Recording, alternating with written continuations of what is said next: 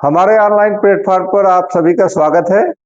तो मध्यकालीन भारत के वस्तुनिष्ठ प्रश्नों की इस श्रृंखला में अब हम उसके नए सेशन की शुरुआत करने जा रहे हैं। और आज हमने जो क्वेश्चन बनाया है वो खिलजी राजवंश पर बनाया है, खिलजी डायनेस्टी पर बनाया है और कुछ चुनिंदा प्रश्न ही आपके सामने हैं। तो यहाँ पर जरा से देखिए, सेशन की शुरुआत हम करते हैं कुछ धमाकेदार क्वेश्चन के साथ। और ज्यादा से ज्यादा आप लोग शेयर कर दीजिए ताकि लोगों तक पहुंचता रहे और अपने ओपिनियन सुझाव भी आप देते रहिएगा। यहाँ पर हम आए देखें, पहला क्वेश्चन है, जलालुद्दीन खिलजी का राज्याभिषेक कहाँ हुआ था? ये पूछा है आपसे, जलालुद्दीन खिलजी का राज्याभिषेक कहाँ हुआ था? ये पूछा है आपसे क्वेश्चन। अ ऑप्शन है सीरी, ब ऑप्शन है किलोखरी, स ऑप्शन है जहां पनाह नगर और द ऑप्शन है मुबारकाबाद। आपसे पूछा है जलालुद्दीन खिलजी का राज्याभिषेक कहाँ हुआ था, ये आपसे पूछा है। तो देखे, सीरी जो है ये इसकी स्थापना किया था अलाउद्दीन खिलजी ने किया था। अलाउद्दीन खिलजी ने किया था। अलाउद्दीन खिलजी ने इसकी स्थापना किया था। ठीक। और जो सीरी है ये दिल्ली का दूसरा शहर है। ये दिल्ली का दूसरा शहर है। दूसरा शहर। ठीक है। और ब ऑप्शन में आपका दिया जो किलोखरी है इसकी स्थापना कैकुबाद ने किया था। कैकुबाद ने किया था। और ये जो है ये दिल्ली का पहला शहर है। दिल्ली का पहला शहर है। ठीक है। तो ये कैकुबाद ने इसको बनवाया था और ये अपूर्ण था, ये पूरा नहीं था। ये जो इसने बनवाया था ये अपूर्ण था, यानी पूरा नहीं था। ठीक है। तो ऐसे दौर में जलालुद्दीन खिलजी ने जो अपना राज्याभिषेक कराया था वो यही कराया था, किलोखरी में ही अपना राज्याभिषेक कराया था। इसी में इसने क्या किया था, अपना राज्याभिषेक कराया था। राज्याभिषेक कराया था और इसी को उसने अपनी राजधानी बनाया था। इसी को उसने अपनी राजधानी भी बनाया था और इसको पूरा करने का श्रेय भी इसी को जाता है। ठीक है। और तो बा वाला आपका ऑप्शन सही है, किलोखरी। जलालुद्दीन खिलजी ने किलोखरी का राज्याभिषेक कराया था। जहां पनाह नगर जो है, जहां पनाह नगर ये दिल्ली का चौथा शहर है। दिल्ली का ये चौथा शहर है। चौथा शहर। ठीक है। और दिल्ली का जो सातवां शहर है ये मुबारकाबाद है। ये दिल्ली का सातवां शहर है। सातवां शहर है। ठीक है। तो यहां पर आपका किलोखरी यानी ये पहला ब वाला ऑप्शन आपका सही है। तो दिल्ली का जो पहला शहर था उसकी स्थापना कैकुबाद ने किया था, जिसे किलोखरी के नाम से जाना जाता है। जो दूसरा शहर था उसकी स्थापना अलाउद्दीन खिलजी ने किया था, जो सीरी के नाम से जाना जाता है। जो दिल्ली का तीसरा शहर है उसकी स्थापना गयासुद्दीन तुगलक ने किया था, उसे तुगलकाबाद के नाम से जाना जाता है। दिल्ली का जो चौथा शहर है उसे जहां पनाह नगर के नाम से जाना जाता है और उसकी स्थापना किया था मोहम्मद बिन तुगलक ने। दिल्ली का पांचवा शहर फिरोज शाह कोटला कहलाता है और इसकी स्थापना किसने किया था? फिरोज शाह तुगलक ने किया था। दिल्ली का छठा शहर खिजराबाद, इसकी स्थापना खिजर खान ने किया था। और दिल्ली का सातवां शहर है मुबारकाबाद और इसकी स्थापना किसने किया था? मुबारक शाह सैयद ने किया था। ठीक है। तो पहला वाला जो ऑप्शन है इसका ब वाला आपका ऑप्शन यानी किलोखरी सही है। नेक्स्ट क्वेश्चन पर आए यहाँ। चलिए नेक्स्ट क्वेश्चन पर आइए।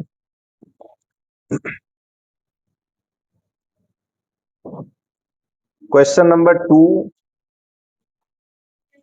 देखे, दिल्ली के किस सुल्तान ने ठगों का दमन किया था, पूछा है। दिल्ली के किस सुल्तान ने ठगों का दमन किया था, ये आपसे पूछा है। ठगों का दमन पूछा है, दिल्ली के किस सुल्तान ने ठगों का दमन किया था, ये पूछा है क्वेश्चन। तो दिल्ली के किस सुल्तान ने ठगों का दमन किया था, ये आपसे पूछा है क्वेश्चन।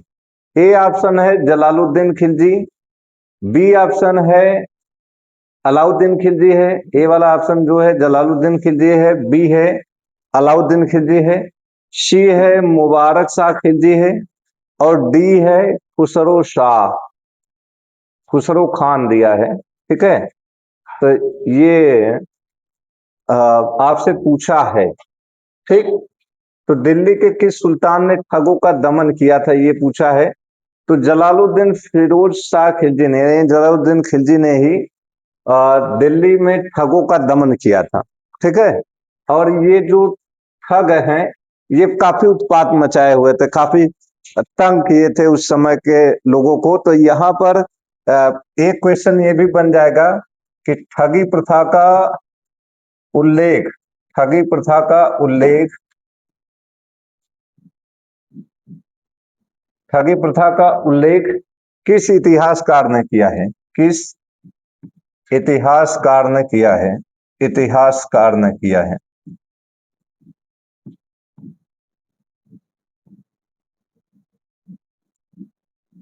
तो ठगी प्रथा का जो उल्लेख है, ये जो विवरण है वो प्रस्तुत करता है बर्नी।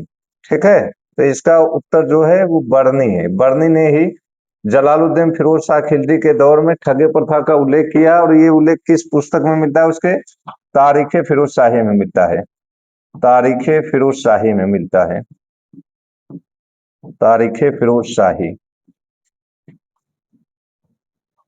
तो ठगी प्रथा के दमन से संबंधित क्वेश्चन था, तो जलालुद्दीन फिरोज शाह खिलजी इसका ऑप्शन सही हो रहा है। तो ए वाला आपका ऑप्शन सही है। ठीक है, चलिए नेक्स्ट क्वेश्चन पर आइए।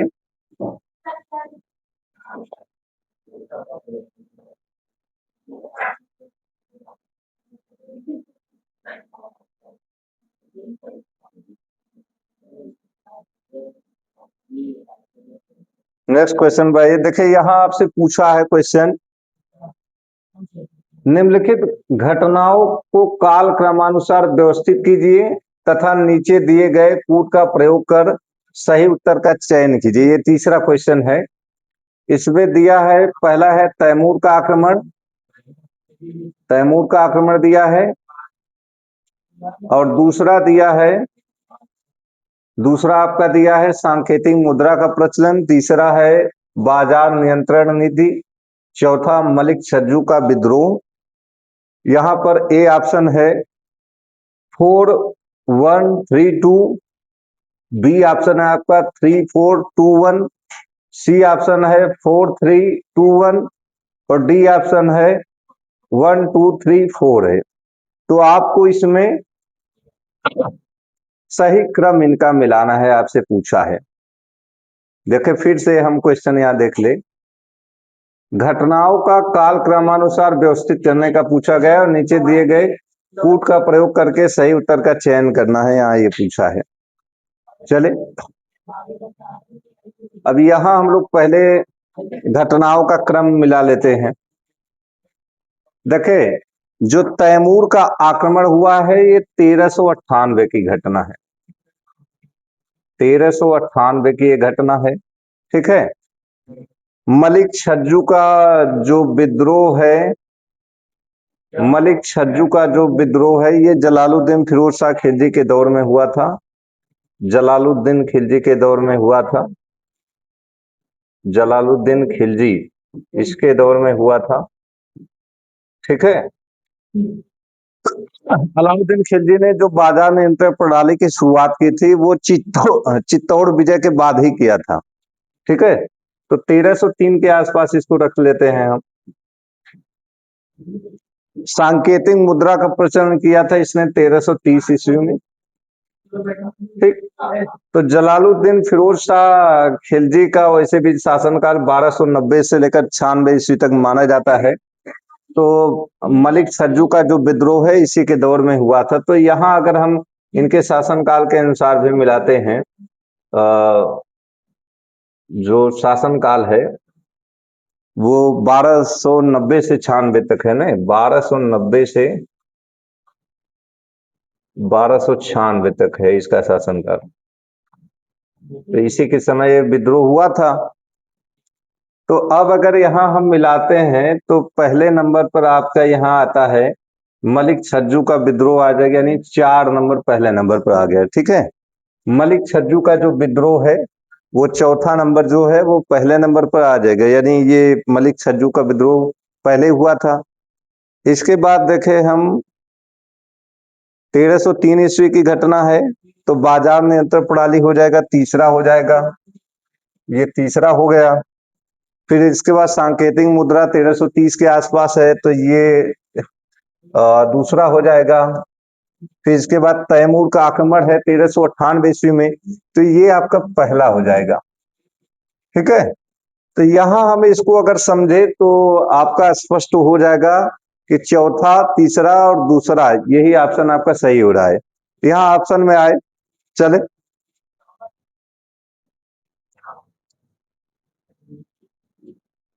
यहाँ सी ऑप्शन आपका सही हो रहा है, सी वाला ऑप्शन जो है, यहाँ देखें, ये जो सी वाला आपका ऑप्शन है ये सही है। ठीक है, मलिक छज्जू का विद्रोह पहले हुआ था, फिर इसके बाद चित्तौड़ विजय अभियान है, फिर इसके बाद जो बाजार नियंत्रण प्रणाली लाई गई थी, फिर इसके बाद सांकेतिक मुद्रा का प्रचलन हुआ था, फिर इसके बाद तैमूर का हमला है। चले नेक्स्ट क्वेश्चन पर आइए, नेक्स्ट क्वेश्चन पर आइए।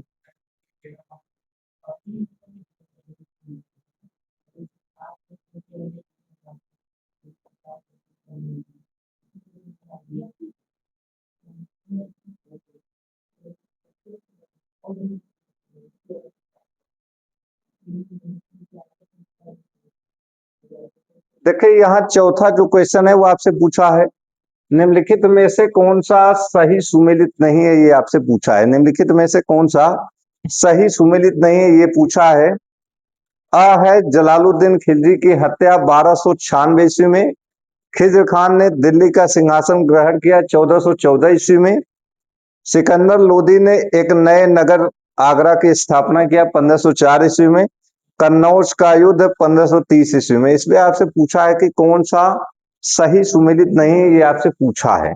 ठीक है, तो यहां जरा सा हम लोग समझते हैं चीजों को।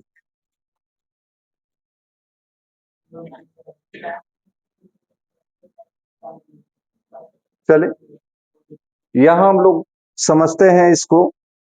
तो देखें, ए जो दिया है जलालुद्दीन फिरोज शाह खिलजी की हत्या 1296 हुई, ये सही है। इसका जो शासन काल ही है 1290 से लेकर 1296 ईस्वी तक इसका शासन काल है। जलालुद्दीन खिल खिलजी का 1296 ईस्वी में इसकी हत्या कर दी जाती है। ठीक है, तो ये पहला जो ऑप्शन है ये आपका सही है। दूसरा ऑप्शन है खिज्र खान ने दिल्ली का सिंहासन ग्रहण किया था 1414 ईस्वी में, ये भी सही है। 1414 ईस्वी में उसने सिंहासन ग्रहण किया था और इसी समय उसने सैयद वंश की स्थापना भी किया था। इसी समय इसने सैयद वंश की स्थापना भी इसी ने किया था, सैयद वंश की स्थापना किया था इसने। ठीक, और साथ ही साथ ये जो सैयद वंश है ये 1414 से लेकर 1451 तक इसका शासन रहा है।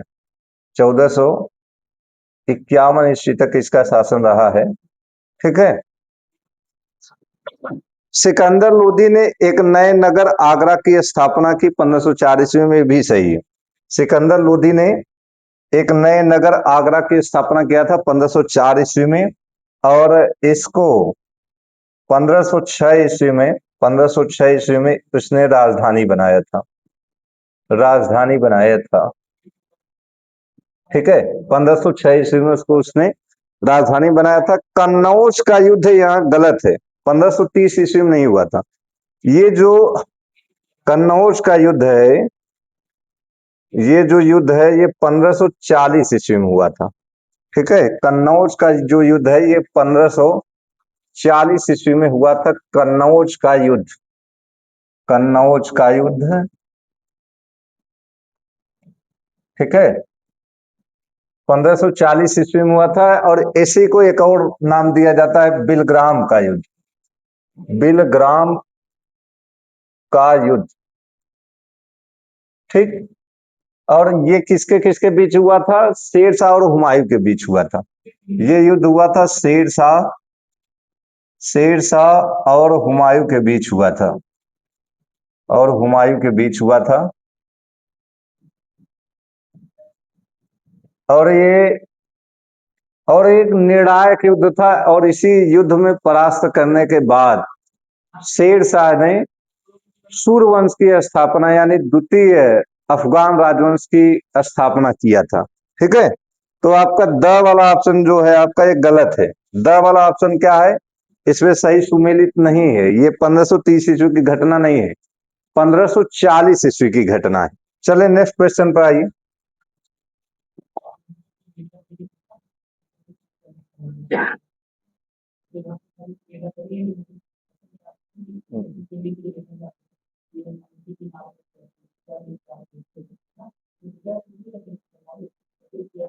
चले यहाँ नेक्स्ट क्वेश्चन पर आइए। देखें, किस शासक ने विचार दिया कि राज्य वास्तव में एक इस्लामी राजवंश नहीं हो सकता है?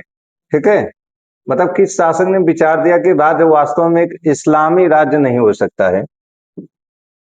राज्य वास्तव में इस्लामी राज्य नहीं हो सकता है। ठीक है, ये किसने विचार दिया था? आ ऑप्शन है गयासुद्दीन तुगलक, ब है मोहम्मद बिन तुगलक, श अलाउद्दीन खिलजी, द है फिरोज शाह तुगलक। ये आपसे पूछा है किस शासक ने विचार दिया कि राज्य वास्तव में इस्लामी राज्य नहीं हो सकता है। ठीक है, बताइए आप लोग जरा सा।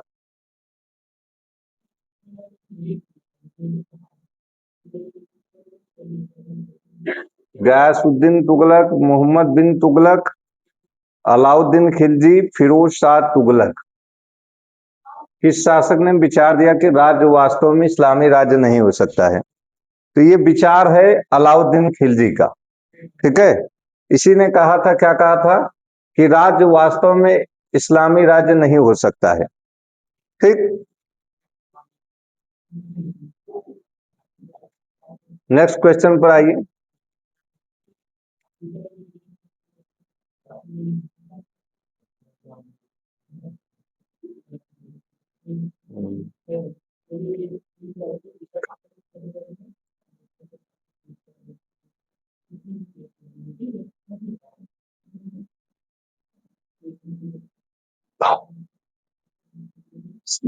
क्वेश्चन नंबर 6 में देखिए, किस सुल्तान का कथन है कि आतंक की नीति के द्वारा, यहाँ पूछा है किस सुल्तान का कथन है कि आतंक की नीति के जरिए थोड़े समय के लिए लोगों में भय एवं सम्मान स्थापित किया जा सकता है, किंतु ऐसा करना वास्तव में इस्लाम का त्याग होगा। ये आपसे क्वेश्चन पूछा है।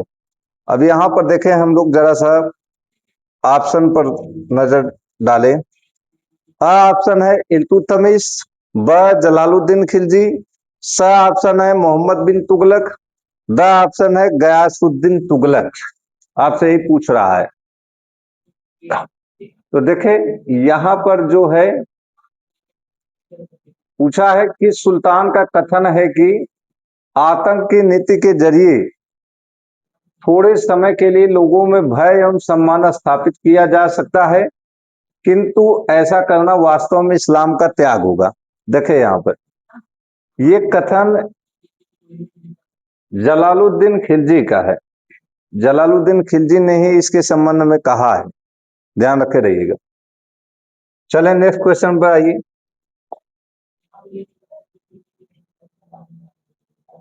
क्वेश्चन नंबर 7 है,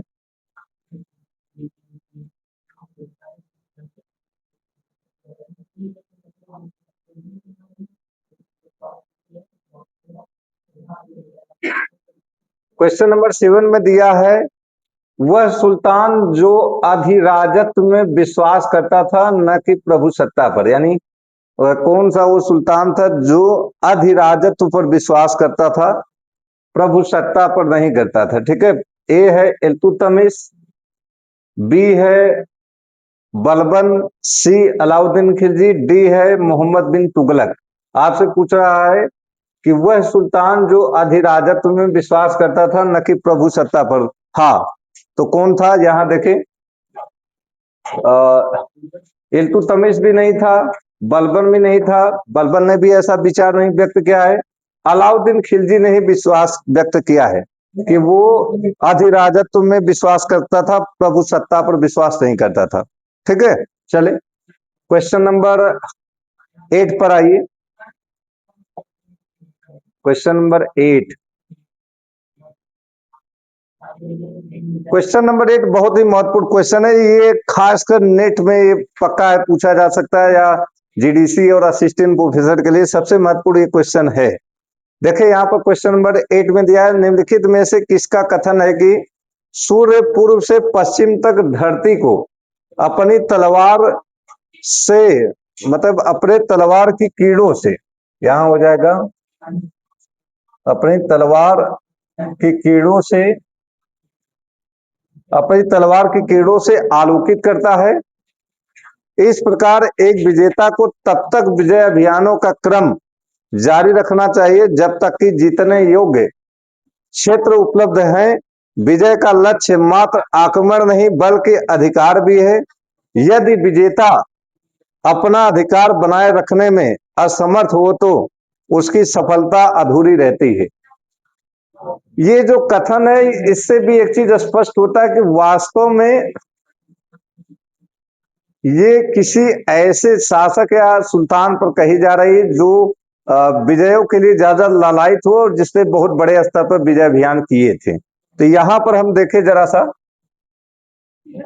यहां हम ऑप्शन पे आए, ए है बरनी, जियाउद्दीन बरनी है, बी है अमीर खुसरो, सी अ है बरनी, ब अमीर खुसरो, स इसामी, और द है स्टेनली लेनपुल दिया है। तो ये किसका कथन है ये पूछा है।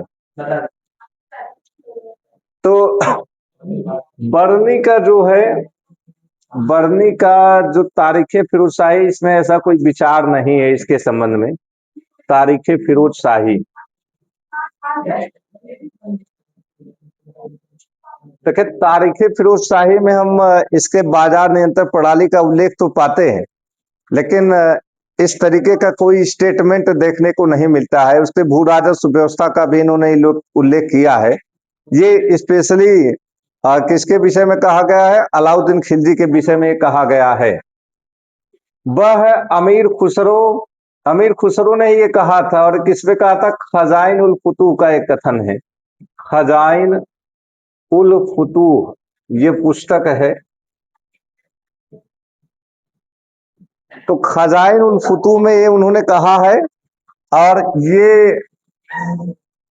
गद्य में लिखा गया था, और साथ ही साथ ये अलाउद्दीन खिलजी का राजकीय इतिहासकार था। ये अलाउद्दीन खिलजी का, अलाउद्दीन खिलजी का, खिलजी का राजकीय इतिहास ही था ये ग्रंथ जो था, राजकीय इतिहास। और ये जो ग्रंथ है, ये ग्रंथ गद्य में लिखा गया है। इसी में कथन मिलता है जो अलाउद्दीन खिलजी के विजय अभियानों से प्रेरित दिखाई दे रहा है। ठीक है, इसामी ने फुतूह सलातीन लिखा है, फुतूह उस सलातीन, फुतूह सलातीन लिखा है। स्टेनले लेनपुल एक विदेशी इतिहासकार है, इन्होंने अलाउद्दीन खिलजी को सल्तनत युग का अकबर कहा था, सल्तनत युग का अकबर कहा था। सल्तनत युग का अकबर कहा था। ठीक है, ये किसको कहा था?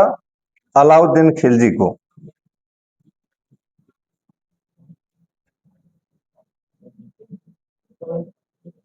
अलाउद्दीन खिलजी को इन्होंने सल्तनत युग का अकबर कहा है। ये कौन कहा है? स्टेनली लेनपुल ने कहा है, और एक विदेशी इतिहासकार है, विदेशी इतिहासकार है।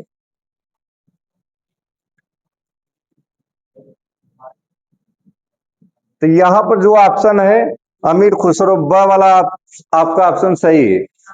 इसी के विषय में कहा गया, मतलब इसी ने कहा है, किसके विषय में? अलाउद्दीन खिलजी के विषय में कहा है। ठीक है, अलाउद्दीन खिलजी के बारे में उसने ऐसा कहा था। चले नेक्स्ट क्वेश्चन पर आइए। Question number 9।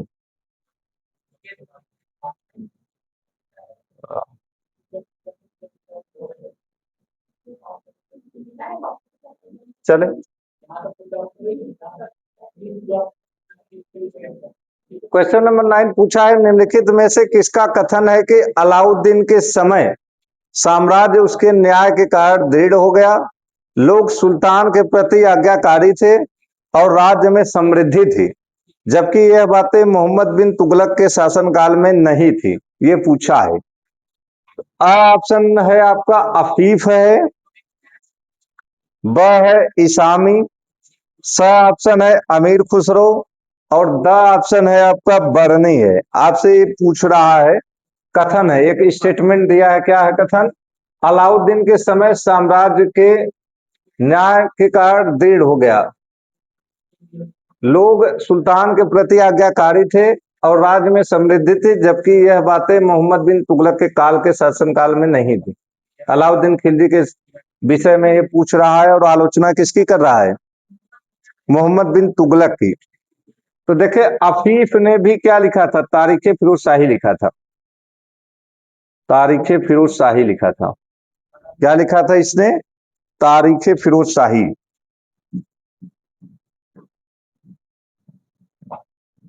और ये फिरोज शाह तुगलक को समर्पित है, इसमें कोई ऐसा उल्लेख नहीं मिला है। इसामी ने लिखा है फुतूह उस सलातीन, फुतूह उस सलातीन लिखा था। और ये उसने अलाउद्दीन हसन बहमत साहब को समर्पित एक महाकाव्य के रूप में लिखा था, और उसकी उपलब्धियों का इसने बखान भी इसमें किया था, फुतूह उस सलातीन में। साथ ही साथ ये चरखे का जिक्र करने वाला पहला इतिहासकार है। अमीर खुसरो, ऐसा कोई स्टेटमेंट नहीं मिलता है। बर्नी का भी ऐसा कोई स्टेटमेंट नहीं मिला है। तो ईसामी ने ही ये उल्लेख किया है। ठीक है, जब राजधानी परिवर्तन हो रहा था, तो इसके बाद क्या है कि इसके जो दादा थे उनकी मृत्यु हो गई थी, तो बाद में हम देखते हैं कि इसका खींच वो मोहम्मद बिन तुगलक पर उतारता है, और अलाउद्दीन हसन बहमत शाह के दरबार में जाकर उसने ये लिखा था फुतूह उस सलातीन, जिसमें मोहम्मद बिन तुगलक की उसने बहुत आलोचना किया है। ठीक है, तो आपका ऑप्शन ये इसामी, ब वाला आपका ऑप्शन सही है। यही कथन है, इसी का ये कथन है। चले नेक्स्ट क्वेश्चन लिखिए। Next question, question number 10, last question है ये।